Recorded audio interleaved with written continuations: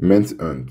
Manhunt, un jeu furtif développé par LucasArts North en 2003, se concentre sur un détenu du couloir de la mort nommé James Earl Cash qui croit qu'il va être exécuté par injection létale. Cependant, Cash est seulement sédaté et il se réveille par une voix inconnue qui se fait appeler le directeur. Le directeur est en réalité un ancien producteur de films de Los Santos, la même ville de l'univers de GTA, qui produit pour un réseau de films snuff. Il a dit à Cash qu'il doit obtenir sa liberté à condition de tuer les chasseurs, qui sont des membres de gangs chargés de le traquer dans certaines parties de Carper City, où des caméras ont été installées pour filmer des séquences pour son film. Le jeu propose des façons brutales de vaincre les ennemis, comme l'utilisation de sacs plastiques et de divers pistolets. Il a même été jugé comme le jeu le plus violent jamais créé par le Chicago Tribune. C'est cette attention portée à la brutalité qui a attiré l'attention du représentant américain Joey Baka, qui était le sponsor d'une législation visant à sanctionner ceux qui vendaient des jeux à thème adulte à des joueurs de moins de 17 ans. Cela a conduit le jeu à être médiatisé, recevant de nombreuses critiques, comme des interdictions en Nouvelle-Zélande et en Australie.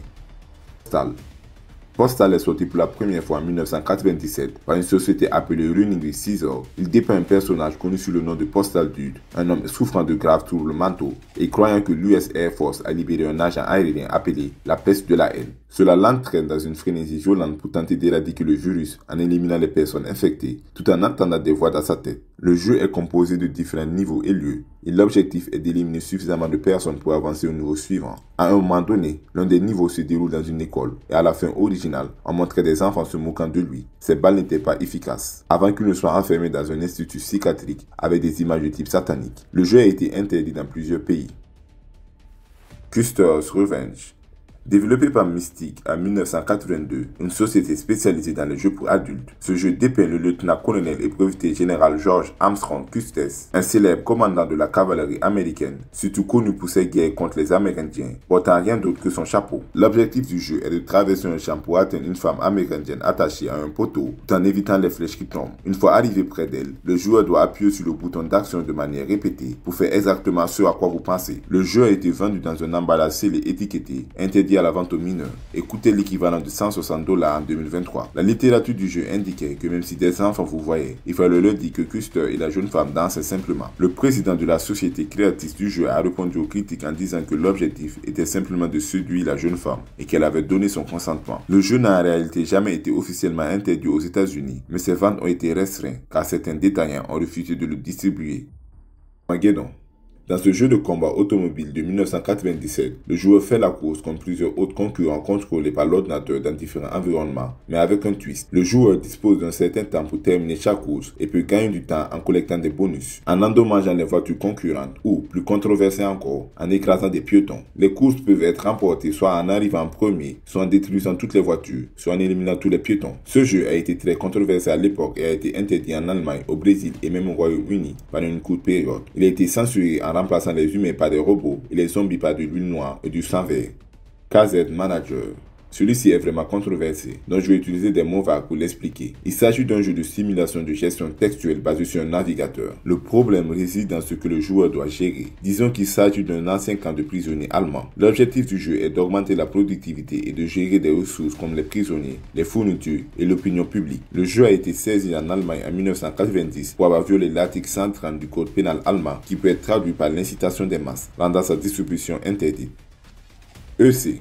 Je ne vais même pas dire le nom complet de ce jeu, car il est assez horrible en soi. Expliquons simplement de quoi il s'agit. C'est un jeu FPS, sorti en 2002, produit par un groupe qui, disons, aime particulièrement la couleur blanche et pas tellement les autres couleurs. Le joueur traverse deux niveaux pour éliminer des personnages stéréotypés, représentant des gens de diverses parties du monde. Le jeu a été publié le jour de Martin Luther King Jr. et vendu pour $14,88. Ces deux chiffres faisant référence à des slogans et des préceptes de ceux qui aiment particulièrement la couleur blanche. Le jeu a connu des ventes restreintes, car les plateformes grand public refusaient de le distribuer. Cependant, il n'a pas été officiellement interdit aux États-Unis. The Guys Game. Ce jeu vidéo adulte de 2004 prend la forme d'un jeu questionnaire style émission télévisée. Il met en scène de vraies filles en bikini pendant les vacances de printemps et l'objectif est de gagner des points ou des bonus en répondant correctement aux quiz pour augmenter un flashomètre. Vous pouvez imaginer ce qui se passe quand il monte. Si vous trouvez cela déjà de mauvais goût, vous n'êtes pas prêt à attendre pourquoi il est techniquement illégal de posséder une copie du jeu. Disons simplement que le nombre 18 ne s'appliquait pas à tout le monde et que certaines personnes avaient le nombre 17. A Grappler Play. Ce jeu met en scène le personnage principal, Messian Kamura, qui traque et fait des choses non consensuelles à une famille. Kamura est d'abord arrêté pour avoir fait de mauvaises choses à une femme, et une fois libéré de prison, il cherche à se venger de la fille et de sa famille, y compris sa petite sœur et sa mère. La majeure partie du jeu se déroule sous forme de visuel novel en 2D, mais il existe des segments en 3D où la souris agit comme la main de Kamura pour toucher et déclencher différentes réactions des personnages. Après avoir utilisé le curseur plusieurs fois, les personnages perdent même leurs vêtements et se couvrent. Le jeu se termine lorsque la mission de Kamura est accomplie avec les 3 personnages. Il existe 2 fins dans ce jeu, la fin noire et la fin rouge. Dans la fin noire, Kamura a eu un enfant avec l'une d'elles, mais il est tué dans une station de métro lorsqu'il est poussé sur les rails. Initialement, ce jeu n'a pas provoqué beaucoup de scandales au Japon, mais cela a changé en 2009 lorsqu'un membre du Parlement britannique, Keith Vaz, a souligné à quel point il était mauvais et a voulu amener le problème au Parlement britannique pour interdire sa vente. La réaction du public a conduit à la restriction de la vente et à la production du jeu par l'Organisation éthique des logiciels informatiques, une organisation indépendante japonaise de notation pour les jeux adultes, ce qui a rendu impossible l'achat du jeu, même au Japon. Il est également interdit en Australie et en Argentine. Hatred.